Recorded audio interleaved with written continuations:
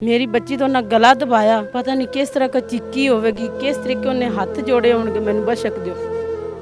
आप ज़ैनब का नाम ले रही हैं, आपकी आंखों से आंसू क्यों टपक रहे हैं? वो हमारी प्यारी थी ਤੇ ਬੱਚੀ ਦਾ ਦੀਵਾਰ ਦੇ ਵਿੱਚ ਸੈਮਾ ਬੀਬੀ ਨੇ ਵਾਲਾਂ ਤੋਂ ਪਕੜ ਕੇ ਸਿਰ ਮਾਰਿਆ ਸੀ। ਤੁਸੀਂ ਵੀ ਜਾ ਕੇ ਵੇਖੋ ਤੇ ਤੁਹਾਨੂੰ ਵੀ ਮਹਿਸੂਸ ਹੋਵੇ ਵੀ ਇਹਨਾਂ ਦੀ ਬੱਚੀ ਨੇ ਕੀ ਇਹਨਾਂ ਹਾਲਾਤ ਕੀਤੀ। मैं देख रहा हूँ कि आंसू आप रोक रहे हैं अपनी आंखों में। रोक रहे हैं सर, ਅਸੀਂ ਮਜਬੂਰ ਹੁਣ ਕੀ ਕਰੀਏ। मैं हथ जोड़ दे आना मेरे अगे पिए। मैं ज़ैनब, मैं मासूम कली, मुझे मत मसलो। अरे हम दरिंदे हैं, ये मुआशरा तुम्हें कभी नहीं बख्शेगा। अस्सलामु अलैकुम, आप टीवी से मैं हूँ फैसल खान सूरी। इन्ना लिल्लाहि व इन्ना इलैहि राजिऊन। मासूम कलियां उसी तरह से मसली जा रही हैं जिस तरह से बहुत अरसे से मामला चल रहा था। एक कसूर वाली ज़ैनब थी, उसको तो इंसाफ मिल गया, शायद वो अल्लाह के हजूर पेश होकर हुक्मरानों के लिए बद्दुआ ना दे, लेकिन एक और ज़ैनब को मसल दिया गया। क्यों मसला गया?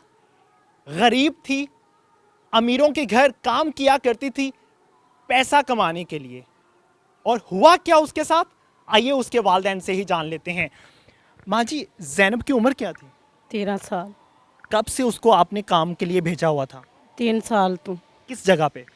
डिशल गुजरांवाला चांदे किले डिशल कॉलोनी 111 नंबर प्लाट हैगा। जो मालिक था उसका नाम क्या था? ਹੁਸਨੈਨ ਬਾਜਵਾ, ਸਾਇਮਾ ਬੀਬੀ, ਫੈਸਲ ਬਾਜਵਾ अच्छा। ਤੇ ਉਹਨਾਂ ਦੇ ਅੱਬੂ ਦਾ ਨਾਂ ਸੀ ਤਾਰਕ ਮਹਿਮੂਦ। ਉਹਨਾਂ ਦੇ ਘਰ ਮੇਰੀ ਬੇਟੀ ਕੰਮ ਕਰਦੀ ਸੀ। ਅਸੀਂ ਪਾਕਪਤਨ ਦੇ ਰਹਿਣ ਵਾਲੇ, ਬੁੰਗਾ ਹਯਾਤ ਅਸੀਂ ਰਹਿਣ ਵਾਲੇ। ਅਸੀਂ ਕਿਰਾਏ ਤੇ ਰਹਿ ਰਹੇ ਹਾਂ। ਛੋਟੇ ਛੋਟੇ ਸਾਡੇ ਬੱਚੇ ਸੀ। ਅਸੀਂ ਜ਼ੈਨਬ ਨੂੰ ਅਸੀਂ ਕੰਮ ਤੇ ਭੇਜਿਆ ਸੀ ਵੀ ਚਲੋ ਸਾਡੇ ਘਰ ਦੇ ਹਾਲਾਤ ਐਸੇ ਇੰਨੇ ਬੁਰੇ ਸਨ ਜੇ ਅਸੀਂ ਆਪਣੀ ਬੱਚੀ ਨੂੰ ਭੇਜ ਦਿੱਤਾ ਉੱਥੇ ਕੰਮ ਤੇ। आप ज़ैनब का नाम ले रही हैं, आपकी आंखों से आंसू क्यों टपक रहे हैं? वो हमारी प्यारी थी, हमारी बच्ची प्यारी थी, इसलिए भाईजान हम लोग जिधर भी गए हैं साड़ी भाईजान किसी नहीं सुनी। थानिਆਂ ਦੇ ਚੱਕਰ ਅਸੀਂ ਕੱਟੇ, ਹਸਪੀਟਲ 'ਚ ਅਸੀਂ ਗਏ, ਸਾਨੂੰ ਬੁਲਾਉਂਦੇ ਸਨ, ਕਹਿੰਦੇ ਨੇ ਤੁਹਾਡਾ ਕੇਸ ਬਿਲਕੁਲ ਸੋਲਵ ਜਾ ਰਿਹਾ। ਮੈਂ ਕਿਹਾ ਨਹੀਂ, ਇਹ ਨਹੀਂ ਹੋ ਸਕਦਾ। ਗਰੀਬ ਦੀ ਬੱਚੀ ਮਰੀ ਹੈ, ਗਰੀਬ ਦੀ ਵੈਲਿਊ ਹੀ ਨਹੀਂ। ਅਮੀਰ ਦੀ ਵੈਲਿਊ ਤੇ ਗਰੀਬ ਦੀ ਵੈਲਿਊ ਹੀ ਨਹੀਂ ਹੈਗੀ। ਇਸ ਤਰੀਕੇ ਕਿਉਂਕਿ ਉਹ ਗਰੀਬ ਦੀ ਬੱਚੀ ਸੀ। ਇਹਨਾਂ किस तरह से तड़पा तड़पा के मारा गया आपकी बच्चे को? मेरी बच्ची तो ना गला दबाया, पता नहीं किस तरह का चिक्की होगी, किस तरीके उन्हें हाथ जोड़े होंगे, मैंने बशक दो। इन्ना दरिंदा मेरी बच्ची नूं नहीं बशका। पता नहीं किस तरीके किस हालात विच उन्हां साडी बच्ची नूं नोच खादा ना कमीनिਆਂ ने। पता नहीं उन्होंने की कीता, की नहीं होया। उनका गला दबाया, फिर उन्हें फांसी ते लटकाया। इन्ना भी कोई जुल्म कर सकदा मासूम बच्ची नाल? साडी बच्ची नाल जुल्म होया, सानू इंसाफ मिलना इतने चाहिए। अरसे से आपकी बच्ची उसके पास काम कर रही थी, उसके घर में काम कर रही थी, आपने कभी जानने की कोशिश की कि किस हाल में मेरी बच्ची? ਅਸੀਂ ਜਾਂਦੇ ਸੀ ਪਰ ਸਾਨੂੰ ਬੱਚੀ ਨੇ ਦੱਸਿਆ ਨਹੀਂ ਸੀ ਸਾਡੇ ਨਾਲ ਕੀ ਹੁੰਦਾ। ਉਹਨੂੰ ਦਬਾਉਂਦੇ ਸਾਨੂੰ, ਕਹਿੰਦੀ ਤੁਸੀਂ ਮਾਂ-ਬਾਪ ਨੂੰ ਦੱਸੋਗੇ ਤੇ ਤੁਹਾਨੂੰ ਅਸੀਂ ਮਾਰਾਂਗੇ। ਤੁਸੀਂ ਮਾਂ-ਬਾਪ ਨੂੰ ਦੱਸਿਆ ਤੇ ਤੁਹਾਡੇ ਨਾਲ ਅਸੀਂ ਬਹੁਤ ਬੁਰੇ ਪੇਸ਼ ਆਵਾਂਗੇ। ਇਹ ਸਾਨੂੰ ਪਿੱਛੇ ਪਤਾ ਚੱਲਿਆ। ਇਹਨਾਂ ਸਾਡੀ ਬੱਚੀ ਨੂੰ ਬਹੁਤ ਦਰਿੰਦਿਆਂ ਨੇ ਨੋਚ ਖਾਦਾ। ਸਾਇਮਾ, ਫੈਸਲ, ਹੁਸਨੈਨ, ਇਹਨਾਂ ਸਾਡੀ ਬੱਚੀ ਨੂੰ ਮਿਲ ਕੇ ਮਾਰਿਆ। ਤੇ ਐਂਡ ਤੇ ਕਹਿੰਦੇ ਨੇ 8 ਦਿਨਾਂ ਬਾਅਦ ਮਾਲੀ ਨੂੰ ਪਕੜਿਆ ਨੇ। ਮਾਲੀ ਮਾਰੀ। ਅਸੀਂ ਕਿਹਾ ਮਾਲੀ ਮਾਰਦਾ ਤੇ ਬਾਹਰ ਲੈ ਕੇ ਚਲਾ ਜਾਂਦਾ, ਮਾਰ ਦਿੰਦਾ। ਉਸ ਤੋਂ ਬਾਅਦ ਮਾਲੀ ਨੂੰ ਪਕੜ ਕੇ ਉਹ ਕਹਿੰਦੇ ਨੇ ਸਾਨੂੰ ਅਦਾਲਤਾਂ ਦਾ ਡਰ ਨਹੀਂ। ਹੁਸਨੈਨ ਬਾਜਵਾ ਕਮੀਨਾ ਕਹਿੰਦਾ ਮੈਨੂੰ ਅਦਾਲਤਾਂ ਦਾ ਡਰ ਨਹੀਂ ਹੈ। ਅਖਰ ਸਾਡੀ ਵੀ ਤਾਂ ਜਾਨ ਸੀ ਨਾ। ਅਗਰ ਇਹਨਾਂ ਦੀ ਜਾਨ ਤੇ ਸਾਡੀ ਜਗ੍ਹਾ ਤੇ ਇਹਨਾਂ ਦੀ ਬੱਚੀ ਹੁੰਦੀ, ਵਜ਼ੀਰੇ ਆਲਾ, ਵਜ਼ੀਰੇ ਪੰਜਾਬ, ਹਰ ਕੋਈ ਵੱਡੇ ਵੱਡੇ ਲੋਕ ਆਂਦੇ ਉਹਨਾਂ ਦੀ ਬੱਚੀ ਦਾ ਕੇਸ ਸੋਲਵ ਕਰਦੇ। ਸਾਡੀ ਬੱਚੀ ਦਾ ਨਾ ਕੇਸ ਸੋਲਵ ਨਹੀਂ ਕੀਤਾ ਤੇ ਨਾ ਇਹਨਾਂ ਸਾਡੀ ਸੁਣੀ। ਤੇ ਬੱਚੀ ਦਾ ਦੀਵਾਰ ਦੇ ਵਿੱਚ ਸੈਮਾ ਬੀਬੀ ਨੇ ਵਾਲਾਂ ਤੋਂ ਪਕੜ ਕੇ ਸਿਰ ਮਾਰਿਆ ਸੀ। 8 ਦਿਨਾਂ ਬਾਅਦ ਸਾਨੂੰ ਪਤਾ ਚੱਲਾ ਸਾਡੀ ਬੱਚੀ ਦੀ ਡੈਥ ਹੋ ਗਈ। ਇਹਨਾਂ ਜ਼ਾਲਮਾਂ ਨੇ ਸਾਡੀ ਬੱਚੀ ਨੂੰ ਪਤਾ ਨਹੀਂ ਕਿਸ ਹਾਲ ਵਿੱਚ ਜਾ ਕੇ ਛੱਡਿਆ ਹਸਪਤਾਲ, ਸਾਨੂੰ नहीं पता। कभी आपने खबर लेने की कोशिश की? उसके घर गए थे जहाँ पे वो काम करती थी? हाँ जी, ਅਸੀਂ ਜਾਂਦੇ ਸੀ, ਅਸੀਂ ਮਿਲਣ ਵੀ ਜਾਂਦੇ ਸੀ ਤੇ ਸਾਨੂੰ ਐਸਾ ਕੋਈ ਇਸ਼ੂ ਨਹੀਂ ਸਾਨੂੰ ਦਿੰਦੇ ਸਨ। ਇਹ ਮੇਰੀ ਬੇਟੀ ਹੈ, ਇਹ ਮੇਰੇ ਸਾਨੂੰ ਬਹੁਤ ਪਿਆਰੀ ਹੈ। ਖਾਣ ਪੀਣ ਵੀ ਬਿਲਕੁਲ ਨਹੀਂ ਦਿੰਦੇ ਸਨ। ਕੱਪੜਾ ਥਿਗੜੀ ਵੀ ਨਹੀਂ ਚੱਜ ਦਾ ਦਿੰਦੇ ਸਨ। ਮੇਰੇ ਕੋਲ ਆਂਦੀ ਸੀ ਤੇ ਬਿਲਕੁਲ ਨਵਾਂ ਸੂਟ ਲੈ ਕੇ ਦਿੰਦੇ ਸੀ। ਜਿਸਲੇ ਹੁੰਦੇ ਮੈਂ ਕੱਪੜਿਆਂ ਦੀ ਜਾਂ ਹਾਲਾਤ ਵੇਖੀ ਤੇ ਤੁਸੀਂ ਵੀ ਜਾ ਕੇ ਵੇਖੋ ਤੇ ਤੁਹਾਨੂੰ ਵੀ ਮਹਿਸੂਸ ਹੋਵੇ ਵੀ ਇਹਨਾਂ ਦੀ ਬੱਚੀ ਨੇ ਕੀ ਇਹਨਾਂ ਹਾਲਾਤ ਕੀਤੀ। ਸਾਨੂੰ ਨਹੀਂ ਪਤਾ ਸੀ ਇਹਨਾਂ ਕੀ ਕੀਤਾ ਇਹਨਾਂ किस ਦਰਿੰਦਿਆਂ हालत में मिली आपको बच्ची? ਸਾਡੀ ਬੱਚੀ ਬਹੁਤ ਬੁਰੀ ਹਾਲਾਤ ਵਿੱਚ ਸਾਨੂੰ ਮਿਲੀ ਹੈ। ਬਾਜ਼ੂਆਂ ਤੇ ਨਿਸ਼ਾਨ, ਜਿਸ ਤਰੀਕੇ ਇਨਸਾਨ ਤਸ਼ੱਦਦ ਕਰਦਾ ਹੈ, ਸੋਟੀਆਂ ਨਾਲ ਮਾਰਦਾ ਹੈ, ਪਤਾ ਨਹੀਂ ਇਹਨਾਂ ਕੀ ਕੀਤਾ ਸਾਡੀ ਬੱਚੀ ਨਾਲ, ਕੀ ਨਹੀਂ ਕੀਤਾ। ਇਹਨਾਂ ਦਰਿੰਦਿਆਂ ਨੂੰ ਸਖਤ ਤੋਂ ਸਖਤ ਸਜ਼ਾ ਮਿਲੀ ਜਾਵੇ, ਜਿਵੇਂ ਇਹਨਾਂ ਸਾਡੇ ਨਾਲ ਕੀਤੀ ਇਹਨਾਂ ਨਾਲ ਵੀ ਐਵੇਂ ਹੋਈ ਜਾਵੇ। ਬਹੁਤ ਜ਼ੁਲਮ ਇਹਨਾਂ ਮੇਰੀ ਬੱਚੀ ਨਾਲ ਕੀਤਾ ਤੇ ਅਸੀਂ ਇਹ ਕਹਿੰਦੇ ਹੱਥ ਜੋੜ ਕੇ ਅਸੀਂ ਮਾਫੀ ਮੰਗਨੇ ਹਾਂ, ਸਾਡੀ ਬੱਚੀ ਨੂੰ ਇਨਸਾਫ ਮਿਲਾ ਜਾਵੇ ਤੇ ਇਹਨਾਂ ਦੇ ਘਰ ਵਿੱਚ ਕੋਈ ਬੱਚੀ ਕੰਮ ਤੇ ਨਾ ਦਿੱਤੀ ਜਾਵੇ। ਜਿਸ ਤਰੀਕੇ ਅਸੀਂ ਆਪਣੀ ਬੱਚੀ ਨੂੰ ਖੋ ਦਿੱਤਾ, ਇਸ ਤਰ੍ਹਾਂ ਕਿ ਕੋਈ ਗਰੀਬ ਮਾਂ ਬਾਪ ਆਪਣੀ ਬੱਚੀ ਤੇ ਜ਼ੁਲਮ ਨਾ ਸਵੇ। डू यू थिंक अबाउट कि मैं सिर्फ अपनी रेटिंग लेने के लिए ये सब कुछ कवर करता हूँ? नहीं, मेरे मुआशरे में जुल्म बढ़ रहा है, मेरा बच्चा महफूज नहीं है। मेरी बच्चियां जो मेहनत मजदूरी करने के लिए अपने घर के हालात बेहतर करने के लिए बाहर निकलती हैं, उन बच्चियों के साथ जिस तरह से बर्बरियत की जाती है, इस तरह शायद कश्मीर के बच्चों के साथ ना किया जाता हो जिस तरह पाकिस्तानी बच्चों के साथ किया जाता है।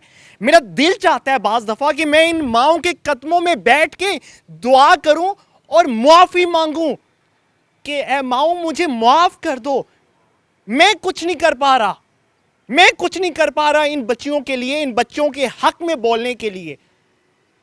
मेरे पास शायद इख्तियारात हैं, मैं बोल सकता हूं, लेकिन इन हुक्मरानों को होश नहीं दिलवा सका अभी तक, तो शायद मैं भी कमज़ोर पड़ चुका हूं। सर, अभी तक क्या कानूनी कार्रवाई हुई है? सबसे पहले मैं ये सवाल करूंगा कि जब बच्ची की लाश आपने देखी, एक बाप अपनी बेटी से बहुत मोहब्बत करता है, क्या जज्बात थे तब, क्या चाह रहे थे आप?